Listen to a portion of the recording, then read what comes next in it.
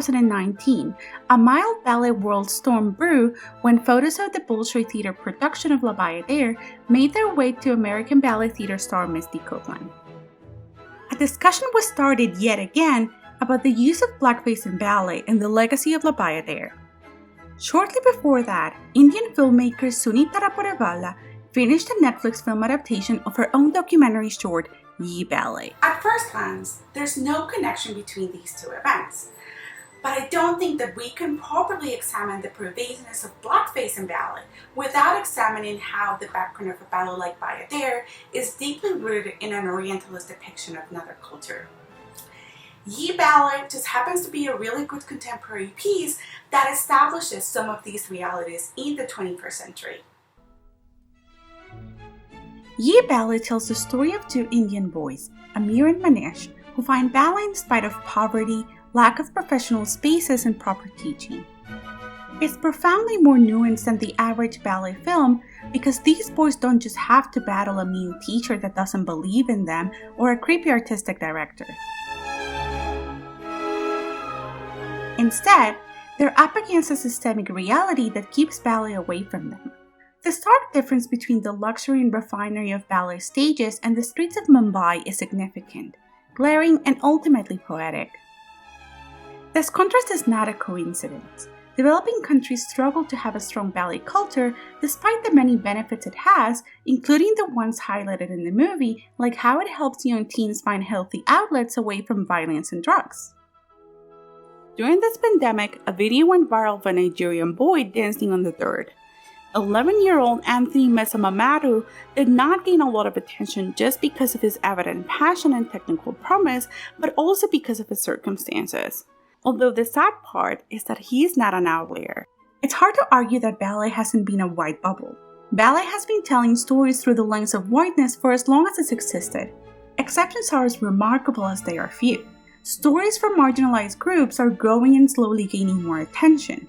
But as we have more conversations about where ballet is headed and where it needs to be if it wants to have a future, inclusivity must be at the heart of the argument. So I'm happy to challenge blackface in La Bayadere because I don't think it has a place in this art form. But I also don't believe that it is an isolated incident or just an unfortunate mistake. I think it's a symptom of a bigger problem that ballet in general and La Bayadere in particular have had for a while, and we collectively haven't even started to scratch the surface of it. La Bayadere is an 1877 ballet composed by Ludwig Minkus and choreographed by Marius Petipa.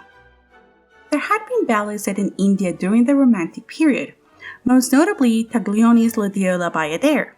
And there was also a European tour of Indian classical dancers around the same time. But more than likely, La Bayadere was inspired by two separate occurrences: the widely publicized Prince of Wales tour of India in 1875 and a libretto treatment for Mlada by Stepan Gedionov. Mlada was to be composed by Alexander Serov, but with his death in 1871, the project was shelved. Mlada outlines many of the Bayadere plot anchors: death of the heroine by a basket of flowers, orchestrated by the jealous daughter of a king, a white shades act, followed by a failed wedding ceremony, and even the destruction of the temple. These were all narrative elements that Petipa and librettist Sergei Kudekov recycled for La Bayadere. But Mlada had a prominent Slavic theme, so what changed? Well, in 1875, Prince Albert, son of Queen Victoria, toured several regions of India over a period of 8 months. Although the Royal Collection Trust claims that the aim of this tour was to strengthen the ties between the two countries, it is very much part of the normalization and sanitation of the British colonization of India.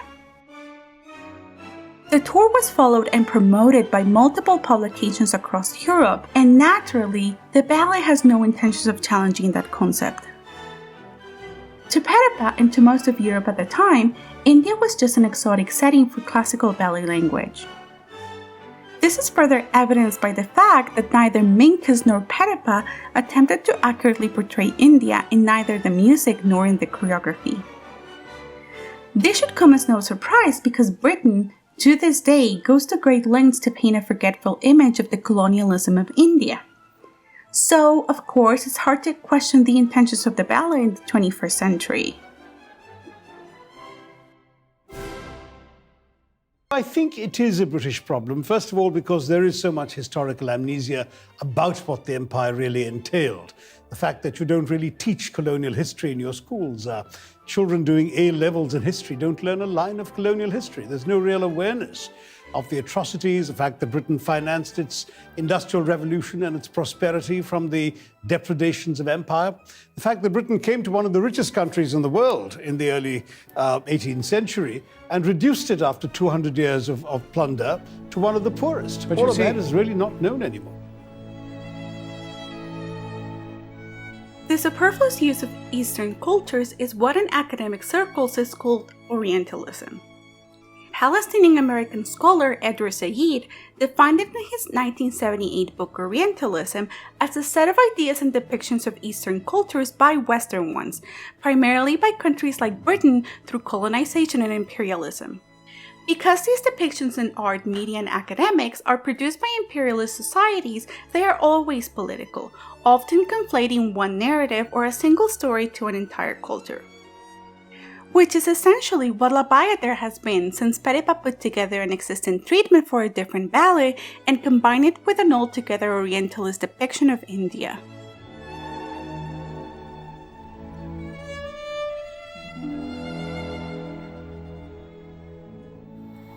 Before I go any further, I want to say that I've loved La Bayadere for a really long time. It was the first full-length ballet that I ever saw. I've danced in it, I love the story, I love the music, but I don't think that my enjoyment of the ballet should be keeping me from examining a lot of its problematic background, particularly because it's very clear that it still affects ballet today. During the 2019 controversy, Lindsay Winship wrote this for The Guardian. Do you drop problematic ballets from the repertoire, tweak them around the edges, or keep them on show for archive value? Ballets are not objects like paintings or books, so they can't be reflected on at arm's length. Some people like to make the argument that ballets like Bayadere were from a different time and that a lot of their flaws are a reflection of that time and they shouldn't be viewed through a contemporary lens. While this is true in theory, it's a difficult concept to apply to Bayadere because, as we just discussed, Bayadere was very much created on the basis of British colonialism and the Orientalist view of India, both of which were already decidedly not okay in 1875. There are new interpretations for some of the most problematic aspects of the ballet, but to ignore that its foundation is the actual colonization of India doesn't do the ballet any favors. And also the whole concept of the Bayadere, where it had come from, the first person to mention the word Bayadere was Marco Polo. So it really came from the sort of travel writing and the sort of exoticization of the East, which was very popular in the 19th century. But obviously, now in those days when there wasn't a lot of information known about India or the East, it had a particular potency. Mm-hmm. But now, in some ways, the whole kind of Orientalist history, I think it'll make an interesting context to a ballet like La Bayadere. Not to diminish any of the enjoyment that people get, but I think in some ways it would make it easier for people to understand why that ballet looks like the way it does now. So rather than just asking if the ballet is problematic, I think a better question is, what is the impact of La Bayadere in the setting that it portrays, and is there a way to address that? La Bayadere begins in a temple, where the great Brahim summons the dancers of the temple, and there are many of them. But there is one who's the most beautiful and charming of all, Nikia. He summons Nikia for a sacred fire ceremony. I really don't think we're meant to question whether or not these women are there voluntarily, but me being who I am, I'm like, are you there because you want to be temple dancer number 6? But I digress. So the thing is that the Brahim actually wants Nikia for himself, but she's like, no, I'm only here for temple stuff. Except, when everybody leaves, we see her real reason for rejecting the Brahim is that she already has a lover, the great warrior Solor. They swear their true love in front of the sacred fire of the temple, and the Brahim sees it all. Then, when he's called over by the Raja to be informed that his daughter, Princess Gamsati is the one who's actually going to marry Solar. He thinks that if he tells the Raja about what happens with Nikia and Solar, he's going to get Solar killed or something, and then he's going to have Nikia for himself. Gamsati and her maid are overhearing the conversations between the Raja and the Ibrahim, and when she hears everything that's going on, she tells her maid to go and summon Nikia. Nikia comes over and she has no idea what's going on, so she's like, "Princess, thank you so much for summoning me. Oh my god, how can I help you?" And Gamsati is like, "Girl, I called you here to give you some jewels." Then Nikia is like, No, what do you mean? I could never. But Gamsati is like, No, I insist. Because you see, I'm about to get married and it's to your man, girl. Wait a minute. Wait, what? Naturally, that does not go well. Gamsati is like, "Everything that touches the sun is my kingdom and you can have it if you want. I just want the boy." And Nikia is like, "You cannot marry him because there was a sacred fire and he and I swore true love to each other in front of it." So they just fight a little more and Nikia attacks Gamsati with this dagger that is conveniently right next to the painting of Solar, but whatever. Afterwards, a betrothal celebration is being held at the palace for Gamsati and Solar, and because I guess mean girls really need to add insult to injury, Nikia is brought in to dance for the couple. She dances this really somber, sad, depressing solo, but then she's gifted a basket of flowers and she thinks they're from Solar, so she dances joyfully for a minute before a snake jumps at her from the basket and poisons her. The Ibrahim is like, "I have the antidote, nobody worry." And Nikia is like, "You know what? No thank you. I would rather die than see Solar marry somebody else, so goodbye." As a healthy way to cope with her death, in the next act, Solar gets really high, and he hallucinates what we now know as the Kingdom of the Shades. The Kingdom of the Shades is a white act that is overwhelmingly and beautifully emotional, even though it doesn't move the plot in any direction. In a lot of ways, it was ahead of its time because a lot of the action in it is completely abstract. 32 shades come down a smoky ramp to dance the stunning adagio, and the lovers reunite and reconcile in a magical realm. But when he wakes up, the wedding is still on. Solar marries Gamsati, but he's haunted by the spirit of Nikia through the ceremony. As their hands are joined together, the gods destroy the temple in anger, avenging both the death of Nikia and the betrayal of the sacred fire promise. In a final apotheosis, the lovers reunite in the afterlife.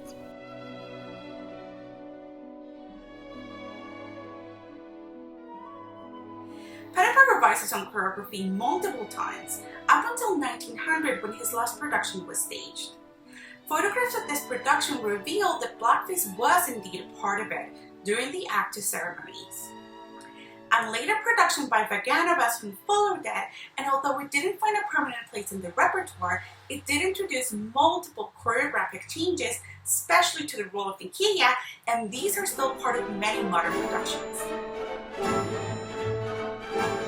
The next big entry into the Bayadere adaptations would come into the Mariinsky repertoire in 1941 by Ponomarev and Chabukiani. This production retained most of the Vaganova additions while heavily editing the plot and the dance numbers, including the transferring of the Act 4 Grand Bayadere to Act 2.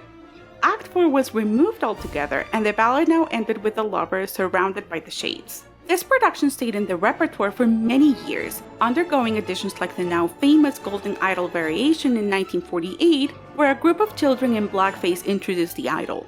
The Mariinsky has since retired this production, and their current one does not use blackface in this section, but this is where multiple companies continue to use blackface these days. In 1963, Sir Frederick Ashton asked Rudolf Nureyev to stage The Kingdom of the Shades for the Royal Ballet. But a full-length production of La Bayadere wouldn't be developed in the West until 1980, when Natalia Makarova staged her own version of the ballet for American Ballet Theatre. This version, while heavily influenced by the Ponomarev-Chabukiani version that Makarova danced in Russia, recreated Act 4 as Act 3 after the Shades. And although this new final act had none of the original Parepa choreography, it did bring back the wedding of Gamsati and Solar and the destruction of the temple. Makarova, perhaps inadvertently, started a new process of awareness towards the location of the ballet. Rather than being set in India, it is now set in a fictional magical land inspired by India. She also did not include the blackface in her production, even though she did keep the Golden Idol, now renamed to the Bronze Idol, and moved to Act 3. 10 years later, in 1991, Rudolf Nureyev staged a brand new production for the Paris Opera, more relying on the Ponomarev Chabukiani version, as it retained the entire plot, ending the ballet in the Kingdom of the Shades and also maintaining the blackface. Reconstructions of La Bayadere began in 2002 with the first attempt by Sergei Vikarev. This production attempted to reconstruct the ballet based on the 1905 notation on the Sergeyev collection. However, it maintained a lot of the Soviet choreography and the subsequent 20th century edition, including the blackface. In 2018, Alexei Radmansky staged a reconstruction of Pettipas Bayadere, this time for Staatsballet in Berlin. As with his Swan Lake, this version is not available in film, so I have yet to see it and can't comment on it much, except to say that I do understand it has no blackface and that Indian dancer and academic Radhika Puri was a consultant of the development of the reconstruction. It's worth noting that throughout all of these productions, these children do not perform anything that is essential to the plot and in fact have no influence in the overall action. Some productions have changed the children for a number of women who introduce the idol, and some productions have scrapped them altogether. But ultimately, nothing has ever been lost because the dark makeup is removed. What's really interesting to me is that there's a recurrent argument for tradition in La Bayadere. But plot-heavy and innovative parts of the ballet have been removed over the years, while the children in Act 2 perform as an accessory to a variation that didn't exist until 1948. Elements like the destruction of the temple, the mime, the placement for the Grand Pas de Deux are far more relevant to the structure of the ballet, but through the years have been changed, removed, or heavily edited. So why is it that a group of children with no relevance to the plot and the action can have their makeup changed because of tradition? Some people make the argument that because this is a Russian production, they wouldn't have the historic background that blackface carries in the West, particularly in the US.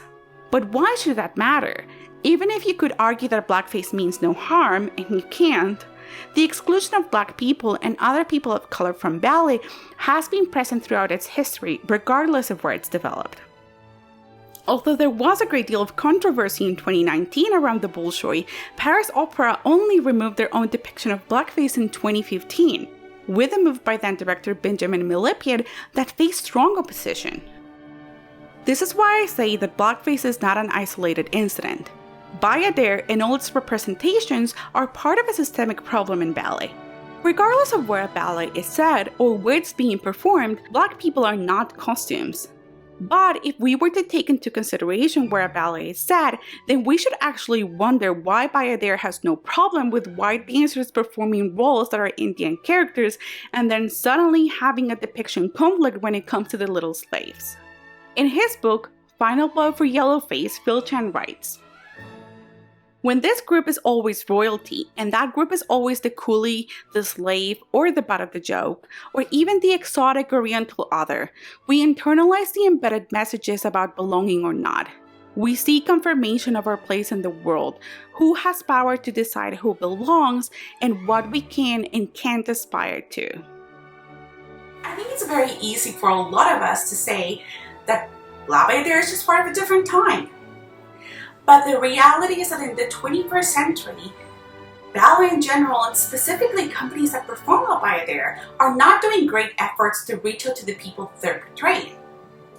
To quote Phil Chan again, "Some participants can simply enjoy fantasy portrayals of other cultures, but the usual caricature portrayal suggests to minority audience members that ballet isn't for them, though it sometimes pretends to be about them."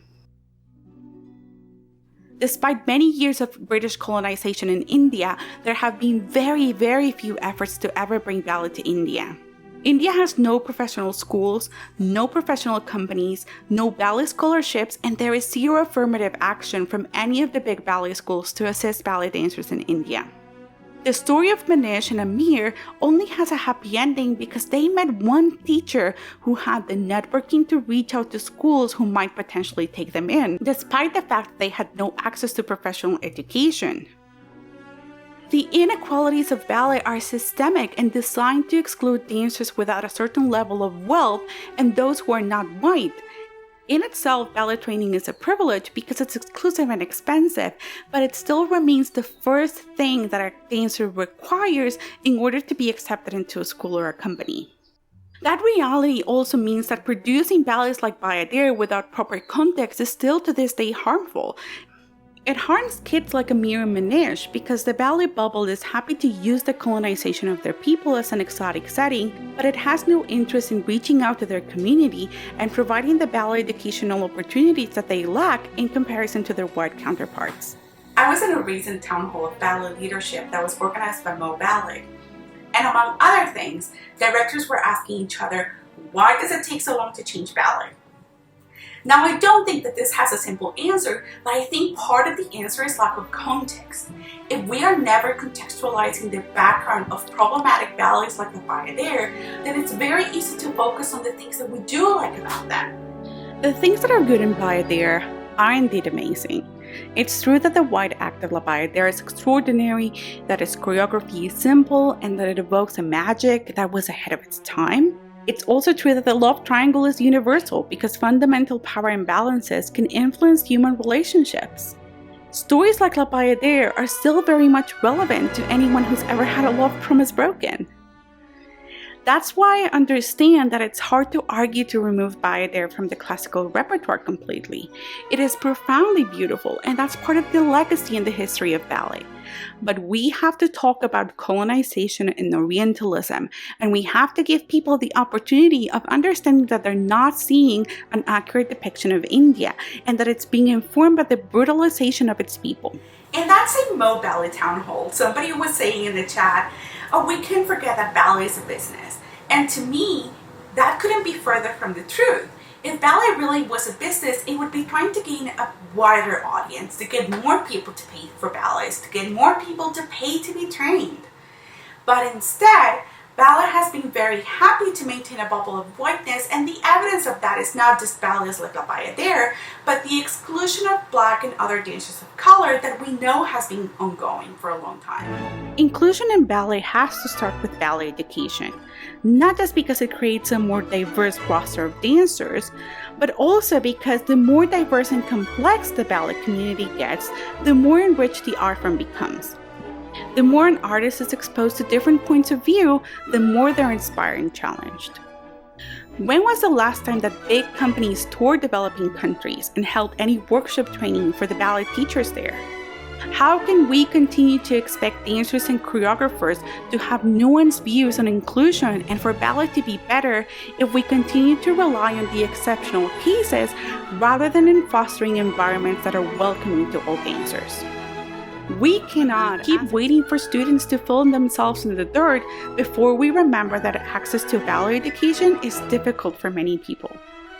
Speaking of which, here are some of the recordings of La Bayadere that are widely available and that we can all watch to gain a better perspective on the historical background of this ballet. For starters, the Ponomarav Chabukiani version is available from a 1977 recording. It absolutely changed in the many years since it premiered, but this is the one recording of it that is widely available.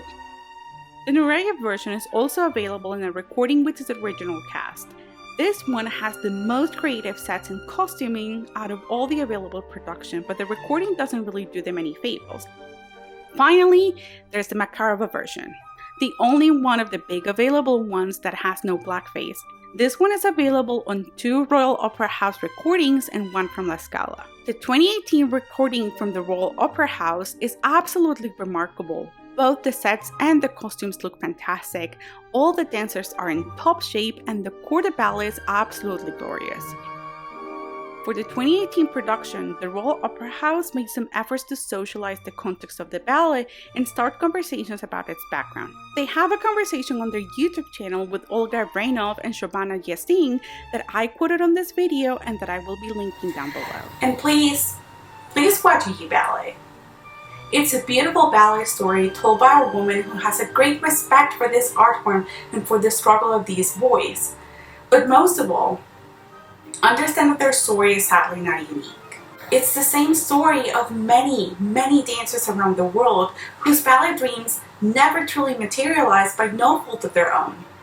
Understand that these boys are just a face to the problem that a ballet like La Bayadere perpetuates. There is a systemic inequality in this art form that makes it so that many of these kids, they don't just have to work hard. They have to face up a system that is truly never in their favor. Much like their original Bayadere, a lot of their ballet stories don't have happy endings. Thank you so much for watching. If you like this video and you would like to see more of them, please leave a comment and subscribe to the channel.